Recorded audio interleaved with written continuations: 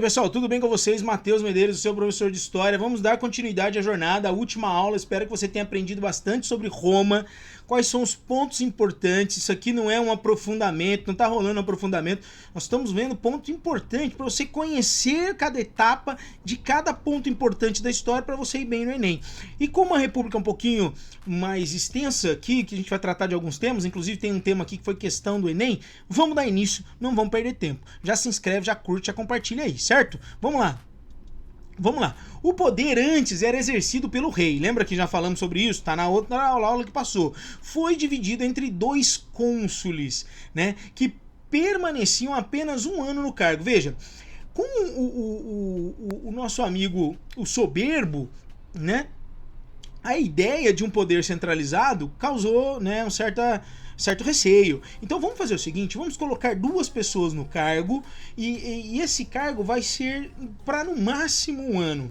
Né? Assim a gente consegue diluir um pouco do poder, muito embora, né, a gente saiba que as classes que atingiam aqui até nesse momento a posição para ser um cônsul eram sempre as classes mais favorecidas. Você não vai ver nunca um escravo em nenhum momento sendo chefe aqui, o cônsul, não vai ser isso, não vai acontecer. Mas você perceba que já existe uma dinâmica para tentar diminuir o poderio até do rei. Não tem mais rei, então tem dois cônsuls, olha, um não concorda.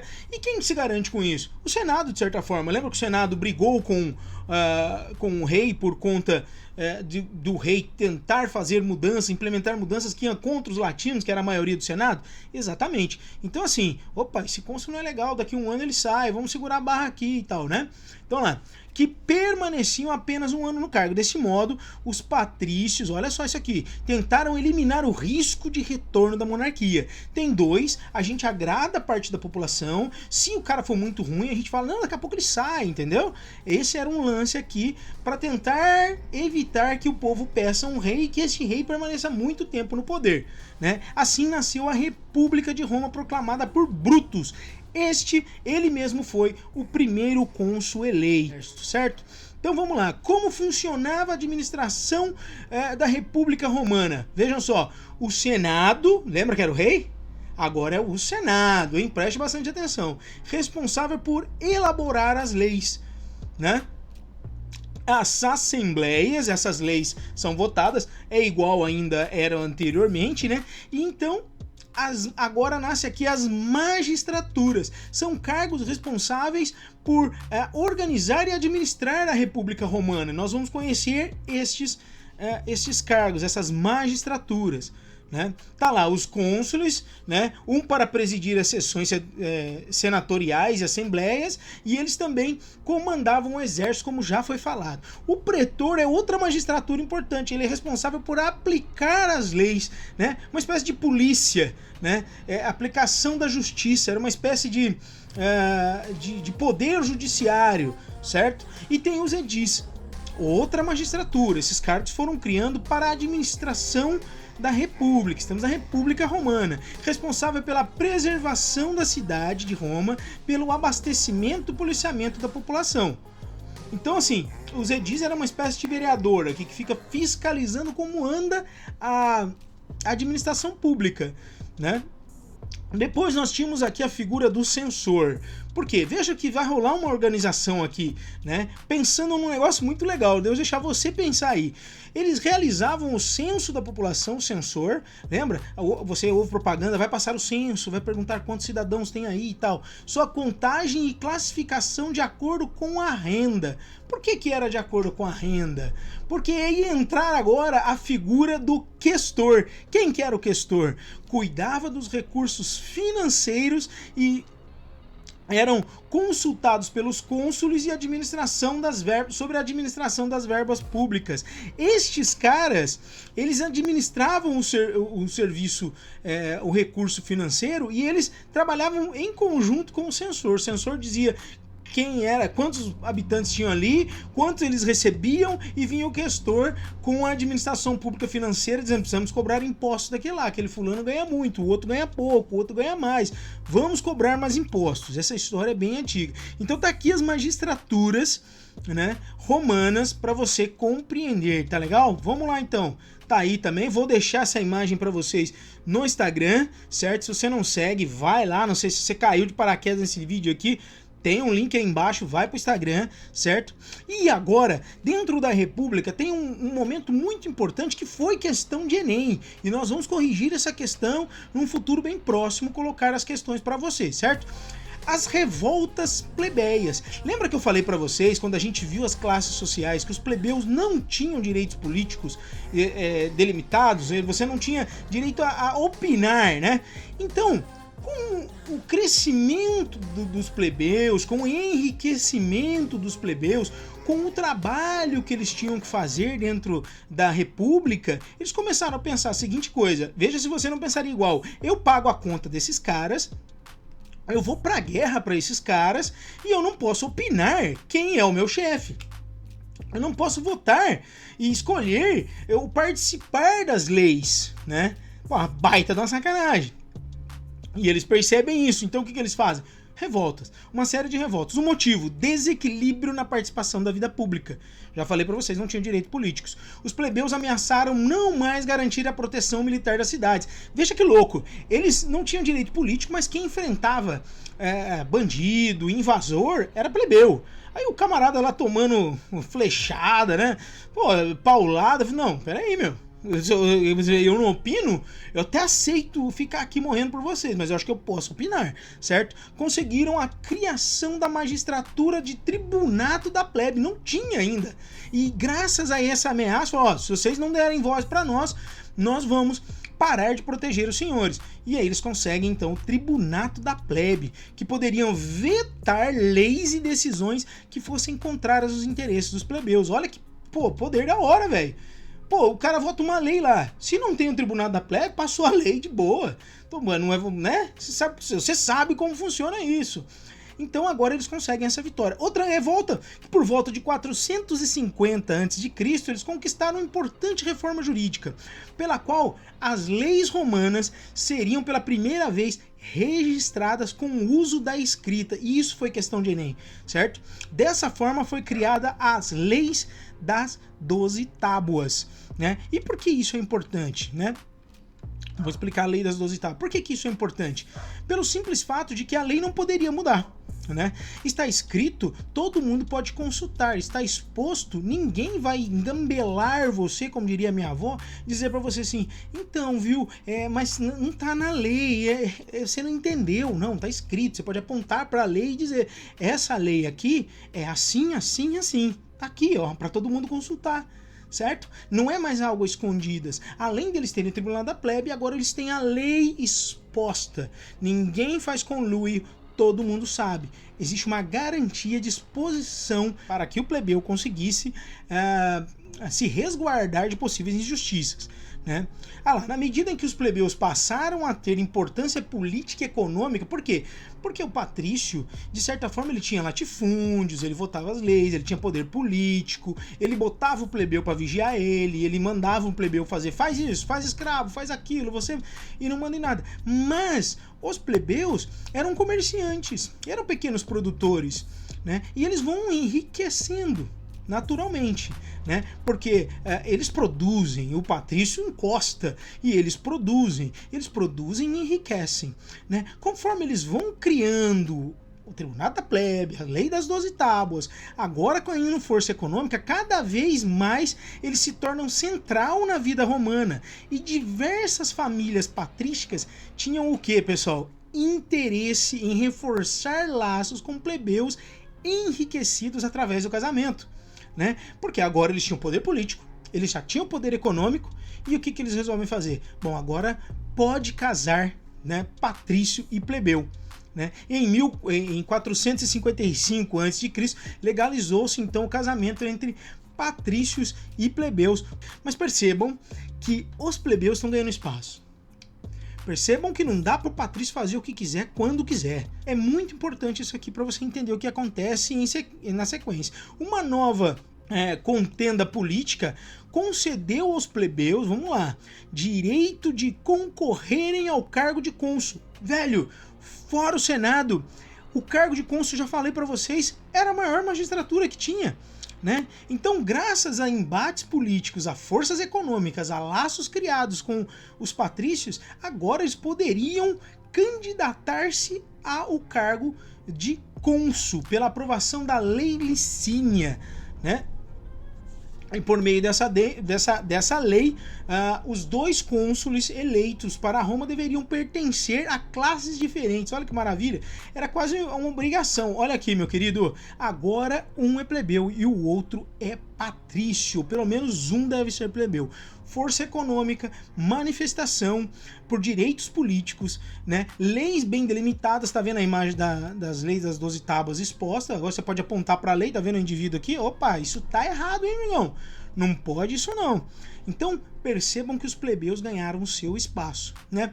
Dentro da República também nós vamos estudar a expansão romana, e a expansão romana, para ela se tornar esse professor, como é que tornou o império? Vamos estudar, vamos ver. Primeira expansão é a expansão interna, e ela acontece dentro da bota que nós conhecemos como Península Itálica. A primeira expansão é aqui, acontece uma reorganização, as cidades-estados e os povoados vão se organizando em torno de uma centralização do poder, não de um rei, mas do sistema da república, né, que eu já mostrei para vocês, senado, magistraturas, assembleias. Então eles começam a reger toda essa região, né? E depois, e a mais importante talvez aqui, se bem que uma coisa puxa a outra, sem você se organizar primeiro internamente, dificilmente você se expande.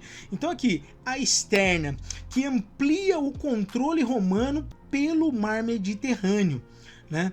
E é nesse contexto, porque olha, o Império Romano vai se expandir pelo mar Mediterrâneo. Tá vendo esse mar Mediterrâneo aqui, aonde está passando o cursor? Esse é o mar Mediterrâneo. Aqui em vermelho, aqui, ó, na botinha, é onde está Roma.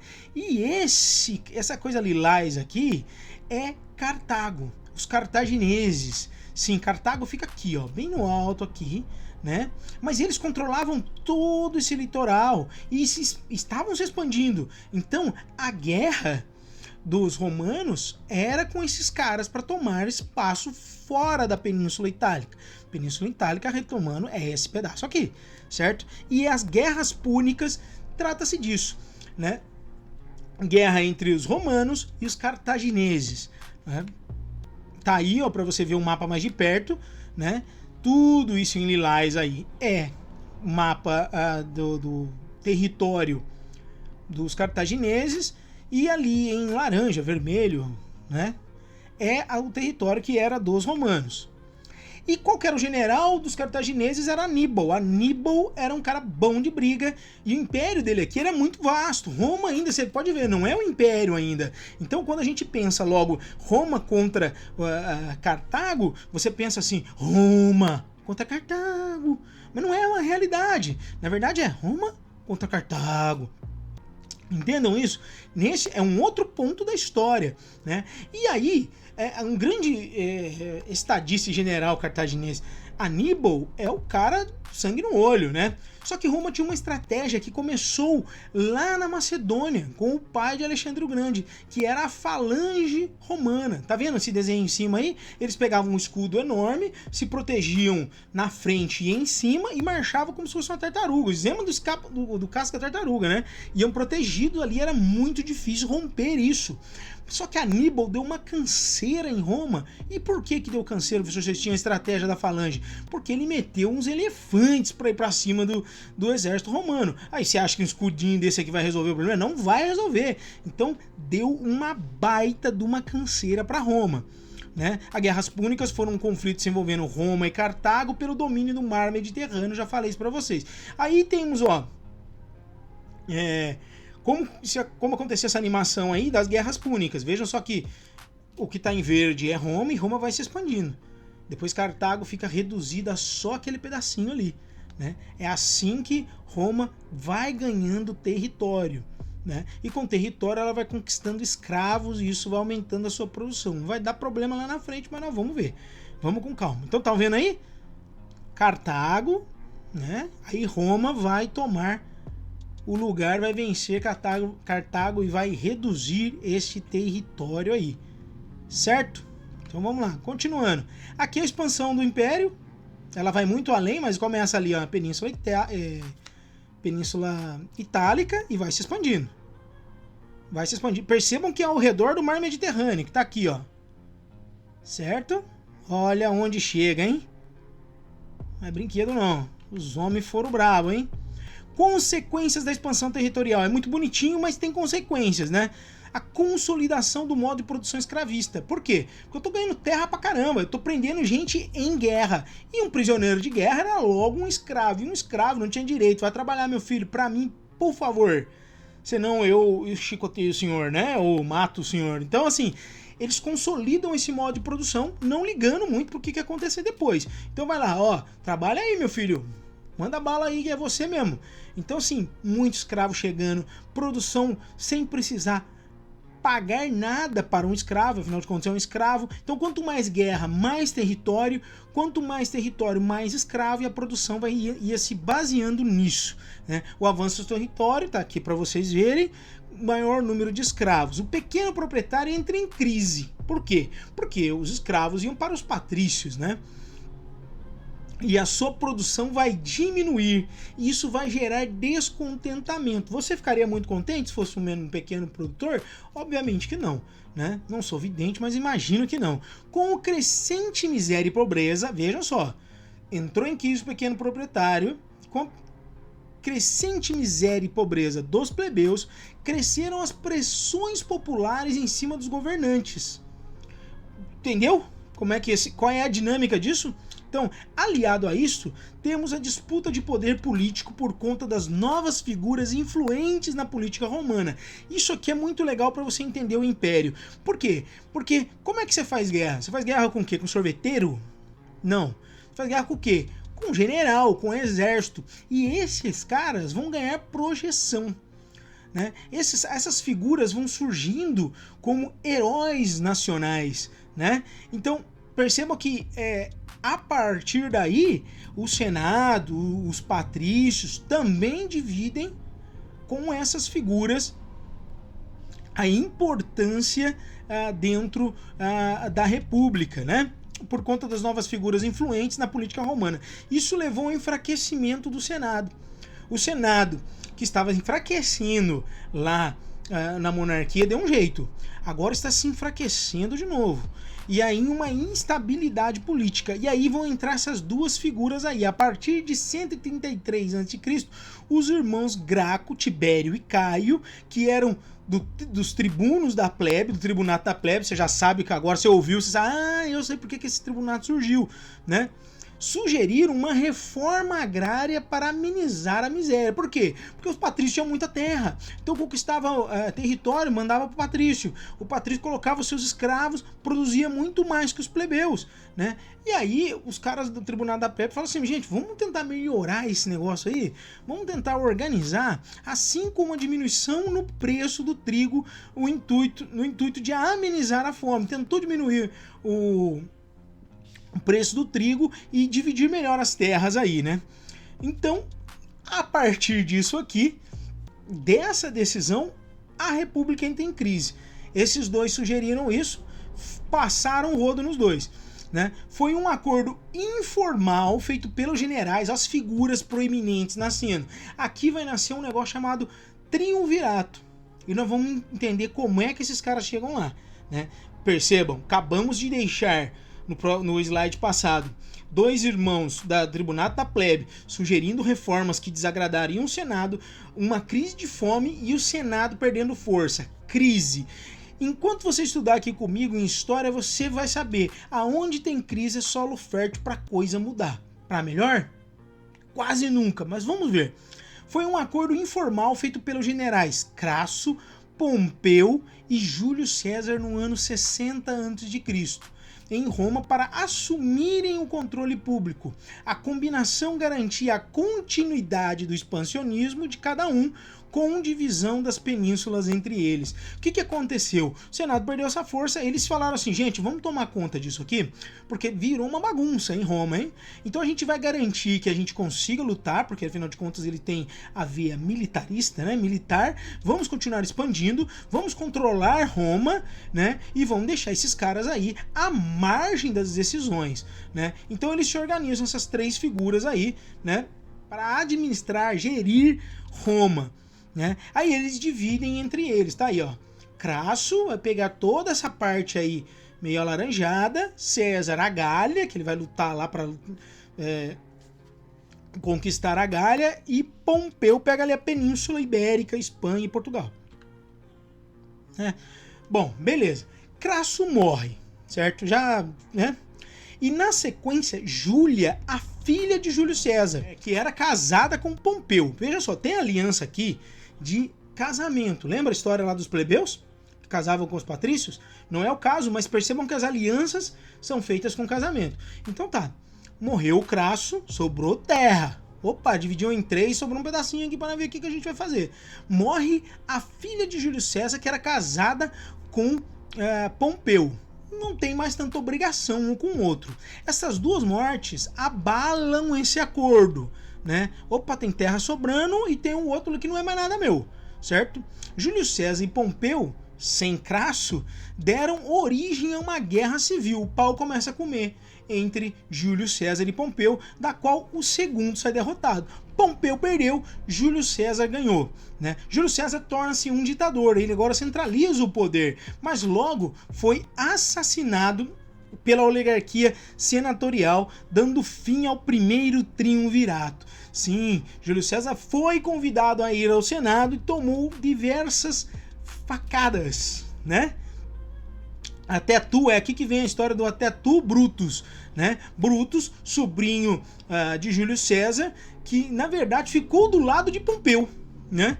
E aí Júlio César falou, bom, você foi um pisão, um vacilão aí, mas eu vou deixar você perto de mim aqui, porque, sei lá, você é um menino bonzinho. O menino bonzinho armou pra ele e, inclusive, deu uma facadita em suas costitas, né? Segundo triunvirato. O segundo triunvirato subjugou as forças do Senado. Aí o Senado, então, perdeu força totalmente, perseguindo aqueles que conspiraram contra César. Vejam só que o poderio militar continua, fala assim, não vamos deixar isso acontecer, né? Porque esse Senado ordinário armou pro cara, não vai armar para nós, né? Após isso, houve uma disputa pelo poder entre os três. Vejam só, história se repete, é a mesma conversa de sempre, certo? Quando tem um inimigo comum, eles se organizam e se juntam, depois brigam entre si. E quais eram esses três do segundo triunvirato? Lepto, Otávio e Marco Antônio, né? Marco Antônio, bastante próximo a Júlio César, né? Vejam só, daí o ranço, pô, matou Júlio César, meu brother, não vai ficar assim não. Otávio, sobrinho e filho adotado de Júlio César, pô, todo mundo querendo vingar o homem, né? E Lepto, que era um dos caras que tinham grande porção de terra, e isso, né? O Lepto logo vai embora, né? Afastam o Lepto e ficam só Marco Antônio e Otávio, certo? O Marco Antônio era casada com a irmã de Otávio, caso de família agora, hein? Que se chamava Octávia. Olha que criativo. Em 32 a.C., Marco Antônio repudiou sua esposa. Por quê? Ficou muito loucão. Foi pra madrugada, né? Expulsando para que ele pudesse se casar com quem? Com quem? Com quem? Cleópatra, exatamente a rainha do Egito. Otávio declarou guerra a Cleópatra. Falou assim, ô Marco Antônio, como é que é o negócio aí? É assim mesmo? É infiel? Tá bom, então, é desse jeito. Otávio contava com o apoio do Senado neste conflito. Por quê? Porque além dele ter traído a sua irmã, ele também estava não enviando grãos que o Egito precisava mandar para Roma, para sustentar Roma. Olha o problema da fome, certo? Era uma região, ainda não era império, mas é uma região muito grande para se sustentar, e eles precisavam de tudo aquilo que as províncias podiam mandar.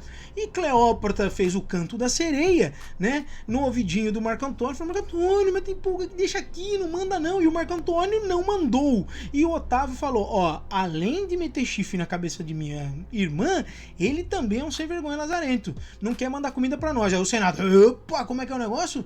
Vai dar problema. Então declarou guerra também. Tamo do lado do Otávio, certo? Por quê? Porque eles acreditavam que existia um problema de fidelidade a Roma, e essa fidelidade estava abalada devido à preferência dele pela rainha do Egito. Olha o rolo que Cleópatra armou, ou melhor, que Marco Antônio. Deixo para você opinar aí, certo? Então Otávio assumiu, depois que Marco Antônio passou dessa para uma qualquer, né, o controle centralizado de todos os poderes em suas mãos, e se auto-intitulou Augusto. Veja que inteligente. Otávio, ele viu o que aconteceu com Júlio César. Aí ele falou assim: eu vou centralizar o poder na minha mão, mas eu já sei o que eu vou fazer. Eu não vou só falar que eu sou rei, né? Eu não vou só centralizar o poder aqui, dizendo vou voltar à monarquia. Não, a partir de agora eu sou um deus. Olha que louco, hein? Agora eu sou Augusto, em 27 a.C., que significa escolhido dos deuses. Tá aí para você, dando início à era imperial, marcando o fim da república. A partir de agora, o imperador passa a ser um indivíduo a ser louvado, adorado e idolatrado. É o caso de Otávio o Augusto, certo? Então espero que você tenha gostado dessa aula. Se gostou, compartilha, se inscreve, vai nas redes sociais. Abraço, até a próxima e tchau!